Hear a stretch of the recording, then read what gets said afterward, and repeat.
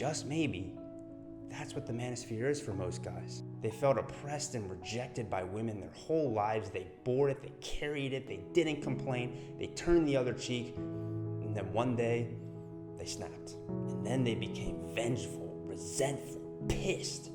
And they found a tribe of guys who went through the same thing as them. Finally, other guys who understand and are fed up with this bullshit. Perhaps by allowing a space for men to exert their cruelty and frustrations toward women without further feeling judgment and contempt from those who caused that debt of cruelty in the first place, we can all balance ourselves out and develop ourselves to go beyond just our base animal-like instincts to seek power through the domination of others. Confused?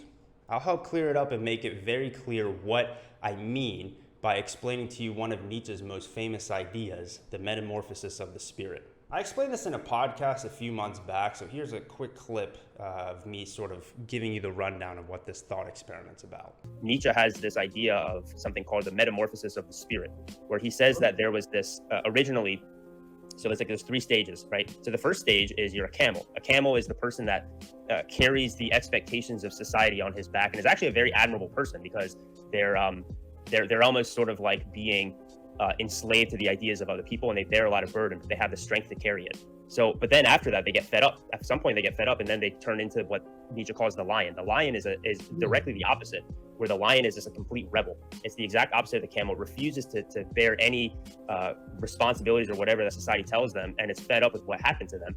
But then after that, but that's not good enough, right? Because if you're a rebel, if you're a lion, you're just fighting people all the time. You're always angry, always pissed off. So then the last stage of development is what Nietzsche called the child. Now, the child is somebody who, it's kind of ironic because you think, like, why would somebody want to become a child? That's like the last stage of development. The idea is a child has the ability to create new values and looks at life in a certain way where it's not attached to anything. It's not attached to expectations and stuff, to the point where it's like, in a way, the child is actually way stronger than the lion, because the lion, its only purpose is to react to things that hurt it. And then the child just doesn't care. The child's like, well, he's so above everything that, like, people can't hurt him. He's almost like immune to being hurt. And that's sort of the last stage of development. So I could sort of, to bring it back to the red pill, the manosphere terms and stuff, I can almost see, like, okay, if you're the camel, you're blue pilled, right? You're blue pilled, you're an anxious type. And then you have your red pill moment, you become red pilled and you become avoidant, right? And then after that, you want to try to go back to the center to become secure, to become that child where you're not overly anxious, you're not overly avoidant, you're exactly where you need to be, you're in a secure attachment type, and that's where the self-development stuff happens. So it's almost like, I think it's very tough to actually go from blue pill to true self-development. I think you actually have to go through that stage of you rebelling against something, especially as a man, but then kind of dialing it back from there. It's almost like going from like a slave to a rebel, and then to like a civilized person after that. Yeah. I reckon to say that the majority of the discourse we see on the internet, especially in regards to social issues, politics, on a macro scale and on a micro scale, what it means to be masculine, what it means to be feminine, which are the main topics of discussion in the manosphere and also in feminist spaces, they all kind of sound like the second stage of the spirit, don't they? I mean, it literally sounds like the lion phase. You had all of these expectations and rules you had to follow so the dragon wouldn't eat you. Then you realize how much the dragon sucks and how much it sucks being a camel. So then a wise, bald lion shows you the reality of the world and offers you a blue pill to remain a camel, or a red pill to become like him. Of course you choose the red pill. And now that you're a badass lion, you can tell the dragon how much of an asshole they are, and also look down on all those little beta weaklings that choose the blue pill to remain subservient to the dragon. You train, you fight, you roar against the oppressive evil force that kept you down your whole life. But then eventually you kind of get tired. I mean, you start to realize, hey, you're a lion, you're tough, you're cool, but there's nothing that you can really do to fight against the dragon. It's too big, too powerful. It enslaves 100 times more camels than those who choose to take the red pill like you and be free to roar and show their teeth to the dragon. So what happens next? You walk away. You start to live life on your own terms. You start to explore and discover that there's an entire world outside of the confines of the prison that the dragon had you in and all of your camel and lion friends trapped in. You begin to look at the world as a beautiful place to explore with limitless possibilities and experiences. And with that, you let go. You're no longer driven by your hatred. You're no longer driven by your contempt. You develop the ability to gain a bird's eye view of everything that you thought used to oppress you. You see the camels you used to have contempt for as an admirable creature, someone who is scared but trying to survive despite being oppressed. You see the lion as someone who is cruel, but cruel just like everyone else, someone who eventually might be able to walk away from all of this like you did. Even the dragon, you don't approve of its behavior, obviously, but you understand why it exists, why it's so cruel to those beneath it. But that doesn't mean you have to approve of its behavior. In fact, now that you're not confined to its home field, maybe you actually have the ability to come back and defeat the dragon now, since from your elevated position, you can see all of the perspectives, all of the weaknesses in its seemingly impenetrable scales, how it's actually less monstrous and scary than it used to look to you. And you realize that in order for there to be more people like you, to be able to live freely without having the dragon even on their mind, you need to have the strength that you generate while you were a lion. You can't just escape the influence of the dragon as, still being a camel. Another dragon will just capture you and plug you back into the matrix. No, you need to leave a lion who made up for the debt of cruelty that was imposed on him his whole life, who, by making up for that debt, no longer has a reason to stay, no longer holds resentment for the dragon, and can just let go and finally be free. Maybe, just maybe, that's what the manosphere is for most guys. They felt oppressed and rejected by women their whole lives. They bore it, they carried it, they didn't complain, they turned the other cheek, and then one day, they snapped. And then they became vengeful, resentful, pissed. And they found a tribe of guys who went through the same thing as them. Finally, other guys who understand and are fed up with this bullshit. God damn, dude, modern women and feminism? Disgusting. You roar, you gnash your teeth, you tell the dragon how much of an asshole they are. But then, years go by and eventually you forget why you were so angry in the first place. You understand it, but you don't feel that rage and resentment anymore. You haven't forgiven the dragon, but you just kind of stop caring. You walk away and you don't look back. But then after that, another dragon appears to you and tries to enslave you. But then with your strength that you generate as a lion, you look at that dragon and tell it to fuck off. And then the dragon, seeing how much effort it would have to put in to enslave you, leaves you alone and instead tries to go find easier prey. Then you officially walk away and you don't look back. You're finally free.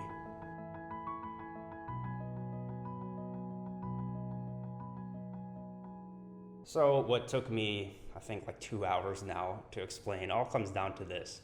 Cruelty is an expression of power where a strong will dominates another will, thus affirming its own existence and sovereignty. It's an instinct and drive that all animals possess, most especially the ones closely related to us. And we can observe historically that this is something that's always existed in war, with how the victors treated those they've defeated, how masters treated slaves, and in the modern day, how those who don't have the ability to express their wants and needs in their real life then turn online to inflict that cruelty done to them back onto others that they can feel power over.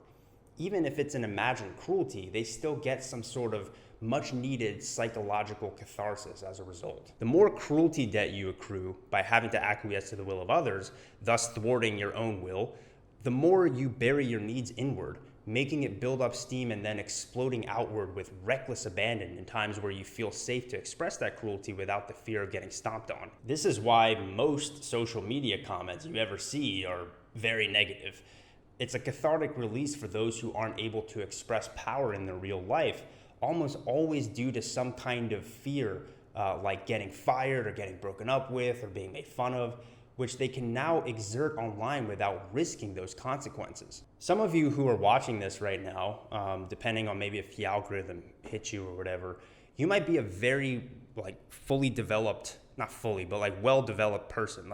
You'd be more in line with the child stage of the spirit. And if you are, you probably don't comment that much. I mean, all of the more well-grounded people who are succeeding in their real lives who watch my channel, especially the ones I met personally, they never comment, especially negatively.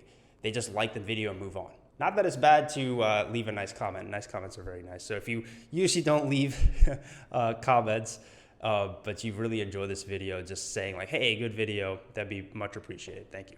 But anyway, like let's say those same people who are more developed genuinely thought like this video is trash or another video is trash.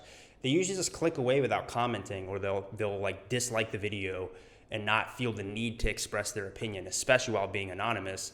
And you know, again, when someone feels the need to express some sort of cruelty, it's typically because they've been on the receiving end of it, and then because of that, they feel the need to express that back outward toward others. So people who are sort of in that third stage of the spirit, they don't have that sort of like resentment built up that they feel the need to do that. I'm massively generalizing right now, of course, but even just sort of observing my own behavior and my development as a person, I noticed that even before I started to really make a lot of content around the subjects we're talking about, I would leave negative comments all the time. I would be a colossal dick online. And I think now for me, I'm 29 now, I'm approaching 30, and I've had a lot of negative and positive life experiences leading up to this point. I think I wouldn't quite say I'm like, you know, I'm not like flying over everybody, like, you know, I've ascended over like anything like that, but I do think that I've personally kind of gotten out of that lion stage. And you know, since I've been that way for probably about the past year now, I don't really leave negative comments. I try to avoid making negative videos now. Not that those things are inherently a bad thing, but they just kind of get old, you know? Not to say that your all too human drive for cruelty goes away. It's just that it doesn't like possess you anymore. And I think that's a goal that self-improvement, self-development, that's sort of a goal that we should all sort of have to try to become that way, become less resentful. So I can only speak from my own experience, but people who I would consider to be in that like childlike stage of development, because they had like a great upbringing, strong role models growing up, most of these people, even if they're around the same age as me, they don't even know what the manosphere is. This might sound kind of unbelievable to the echo chamber of the internet, which you and I are a part of, but most people have no idea who Andrew Tate is, despite him supposedly being the most Googled man on the planet. Like, most people, especially if they're not really driven by resentment, they don't really know who he is. Remember, those who are psychologically healthy are not going to feel this need to express cruelty to others online because they're unable to express it in their real lives. I mean, I talked about this in my video before this about, why Andrew Tate's so popular, briefly, but he's popular for a reason, There's this unrequited cruelty that his viewers are able to vicariously live through the charismatic persona that is Andrew Tate. So all of this begs the question then, if the goal of life is to not be a bloodthirsty, cruel keyboard warrior, and ideally be one of those higher spirited, psychologically healthy people who don't even know what the manosphere is, how do you become that? Does that necessitate that you need to be an asshole and cruel to everyone in your real life instead of online? How do you do that? How do you ascend to that level? If humans are motivated by cruelty, does that necessitate then that you need to be cruel to people in your real life so that you don't need to be cruel to people online? Is that how you wipe away the debt? Now, there is a way in which you can make up for the debt you accrued without having to be cruel to other people and making the world a much worse place. The reason we don't want to do that is for moral reasons, right? Well, interestingly enough, all forms of morality in the worldview of will to power is an attempt by man to overcome some aspect of himself to become greater.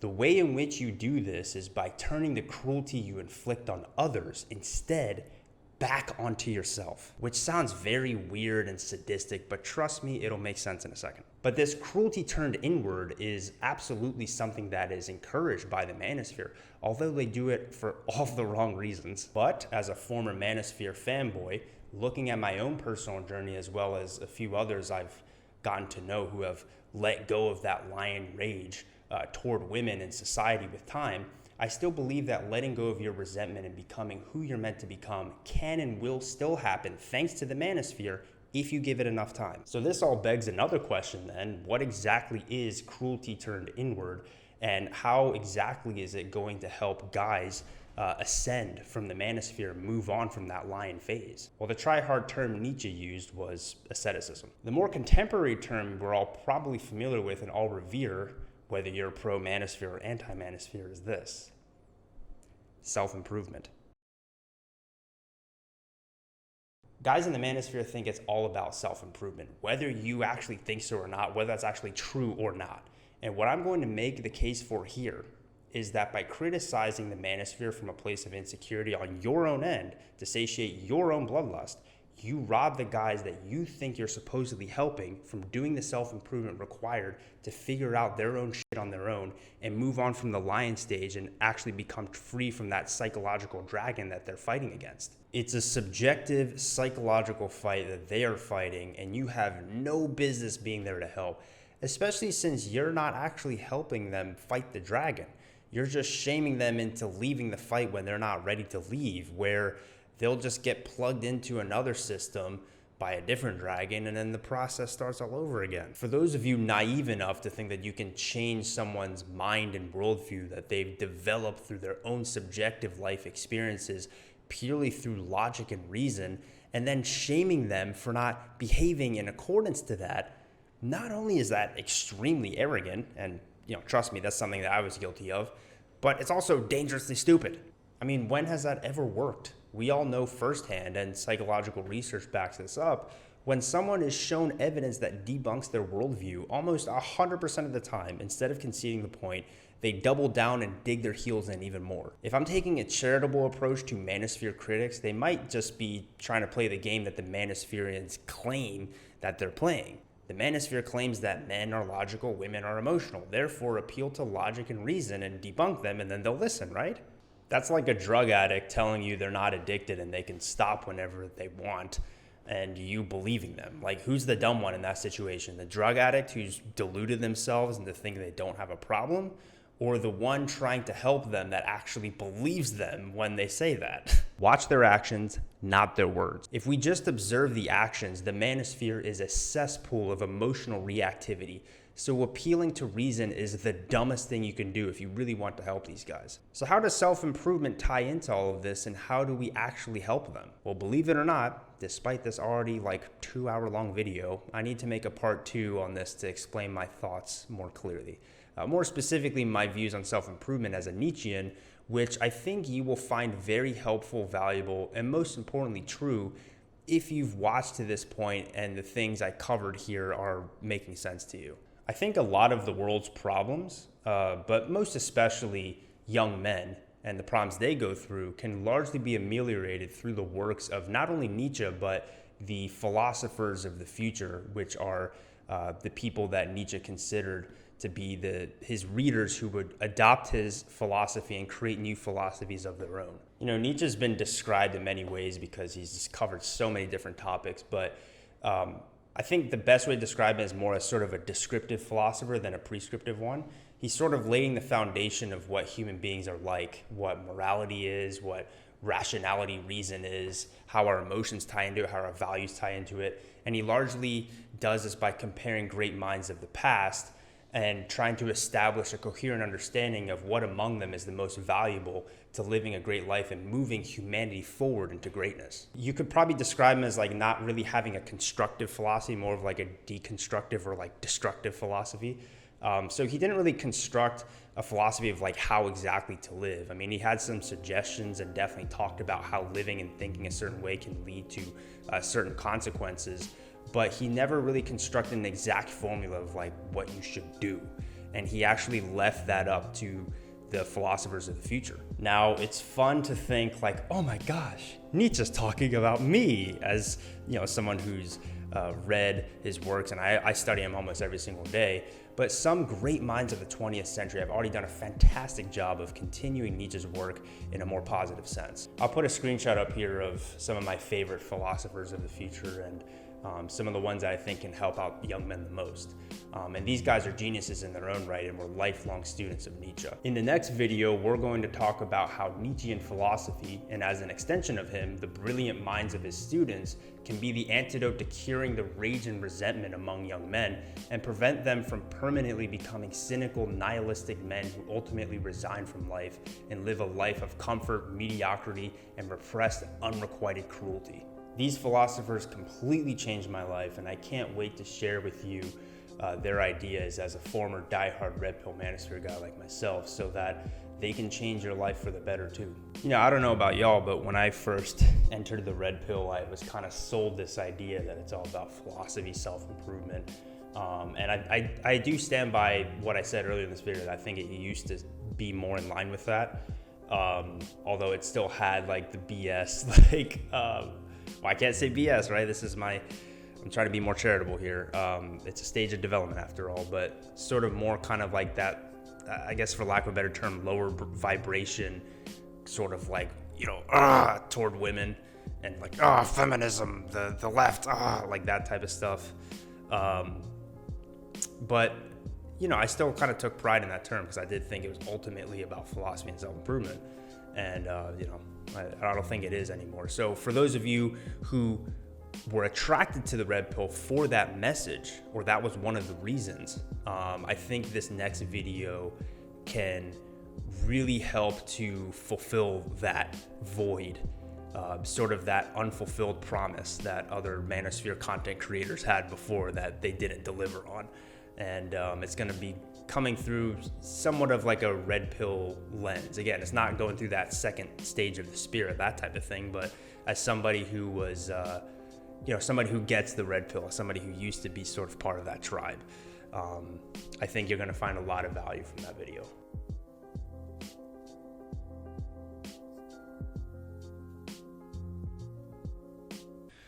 Well, now that this marathon of a video is over, my script is over at least. I think what I'm going to do is after I start editing this, I'm going to just put in whatever other notes or ideas that I have, and just kind of fill you in on what's been going on in my life. I think most of y'all watching this probably watch this because not only do you enjoy my content, you kind of, you probably think that, if you and I knew each other in real life, we'd be friends, right?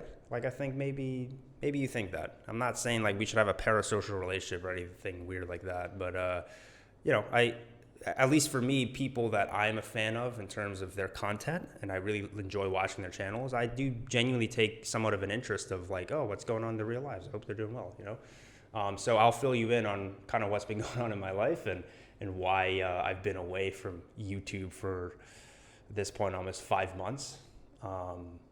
Partly I already talked about it in earlier in the video. It's because I started to feel weird critiquing the manosphere so much, and also to work on this marathon video script as well. But the main reason I've been away is because I'm writing a book. I'm writing a book about all of these things. I'm writing a book about self-improvement, more specifically masculinity as a concept, right? What even is masculinity? Why is it important?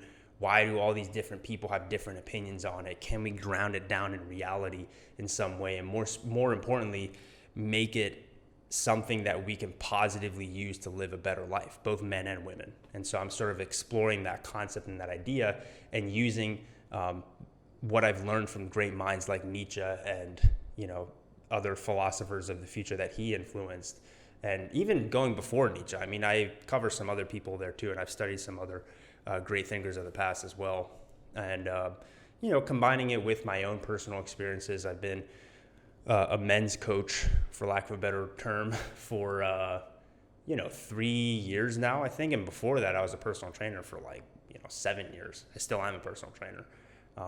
And so you kind of learn a lot about how people can change the things that you need to do to help people get results, people's true motivations of like, well, why do they want to lose weight? Why do they want to look good? Why do they want to do better with girls, right? So I'm going to be kind of sharing the things that I've found and hopefully build out a manual that can really help guys sort of, sort their shit out. So, and I'm also doing like in-person events now too. I live in Asia. I'm going to be flying back to the US to run an event with some of my clients soon. I think that, and I'm going to write about this in my book, but I think that men, especially now that we are there's so many more people living in cities now. I don't think it's a coincidence that men especially are becoming less happy in cities, and they're sort of losing touch with their masculinity as a result of that. the stereotype of a masculine dude isn't a guy that's just like strolling around living that city life. It's typically the guy that's like out in the wilderness, right? I don't think that's a coincidence. I think there's definitely some truth to that. So the event that I'm running is actually out in the American countryside, and kind of helping men get back in touch with nature. Speaking of, one of the Nietzsche's influences, Ralph Waldo Emerson, I've been reading him a decent amount, some of his essays, and he was all about like getting back in touch with nature. The American transcendentalists, so also the most famous one, Henry David Thoreau, his book Walden, he talks about that as well. So there's definitely something to that, and I'm exploring those ideas in this book. But yeah, I'm actually going to have a second channel because I do enjoy making videos where it's just like, I just turn the camera on and talk, kind of like I'm doing now. So I have a second channel that's going to be more about lifestyle and fitness. That is my background after all. And I think one of the ways, and I'm going to write about this in my book, I think one of the ways in which you can live a truly free, meaningful life is to, one, travel more, but find a location that it's a low cost of living. You can work online now. It's, a lot of people work remotely now. And you can just live a great life abroad. I mean, the place that I'm in Asia, I wouldn't trade it for the world, even if it wasn't cheaper. Like, let's say it was more expensive than the US, I love my life so much here that I would still try to find a way to live here. That's how great it is. And like, it's like a super bonus that it's like so cheap. It's amazing. It's like an ultimate life hack. So I'll cover more of that type of stuff on my channel there. Last thing I want to talk about is my Patreon.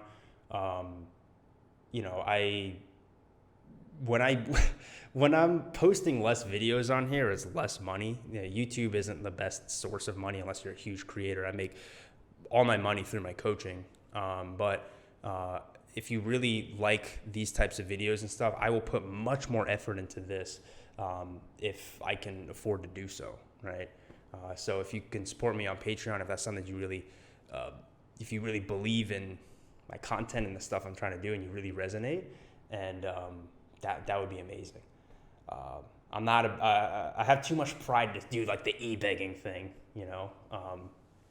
but it's nice if you have a few dollars to spare and you really dig what I have to say.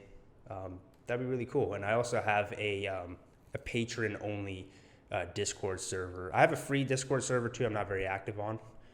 Those guys, I'm sure some of you guys are watching this. I don't mean any disrespect, but if you watch the chats in that Discord, it's mostly guys in like the first, maybe second stage of development, to be honest. Again, not a bad thing. But the guys that I have a private Patreon server or Discord server on, it's more definitely like sort of the third stage of development, really talking about big ideas, right? So if you want to basically have some contact with me, go through there. And if you're interested in coaching, I do, my main focus is fitness. That's the main result that I can promise you is to help you get ripped. We're going to talk about the next video, by the way. I think the mind and the body are one.